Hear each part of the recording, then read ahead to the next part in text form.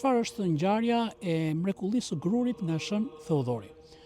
Më 361 Julian Apostati, i cili po përpiqej me sa kishte në dorë të rivendoste zakonet pagane, duke e ditur se të krishterët e kishin zakon të shinjtëronin veten e tyre gjatë javës së parë të kreshmave të mëdha me lutje, me kreshëm, Tirani Ilik i tha prefektit të Konstantinopojës që të spërkaste të gjithë ushqimet që shiteshin në treg me gjakun e kafshëve të sakrifikuara për perëndit pagane.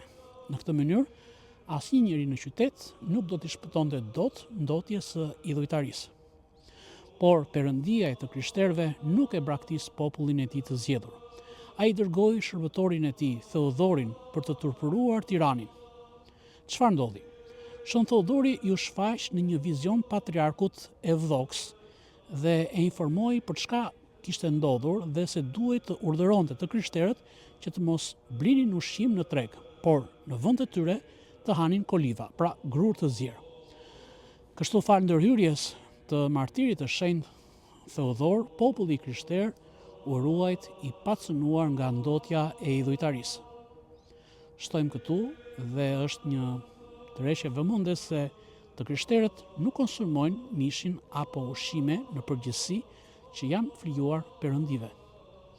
Kisha ka caktuar për kujtimin e kësaj mrekullie të shtunën e parë të kreshmës së madhe për të kujtuar besimtarve se kreshmimi dhe përkorja kanë fuqinë për të pastruar të gjitha njollat e mëkatit. Shën Theodor Tirani përveç mrekullisë së grurit kreu dhe shumë mrekulli të tjera për ata që i luteshin me besë. Një ditë, duke shkëlqyer me një kal të bardhë, ai ju shfaq një vejushe të varfër dhe i solli djalin e saj të vetëm që ishte kapur rob prej saraqenëve. Ai i çonte shpesh në vend të sigurt shumë njerëz që i zinte stuhia e tmerrshme, drejtonte hajdutët në pendim dhe shumë të arratisur i ktheu përsëri në paqe pranë fëmijëve të tyre. Në të gjitha mrekullit, ky legionar romak tregoi se është mbrojtës qiellor i të krishterëve.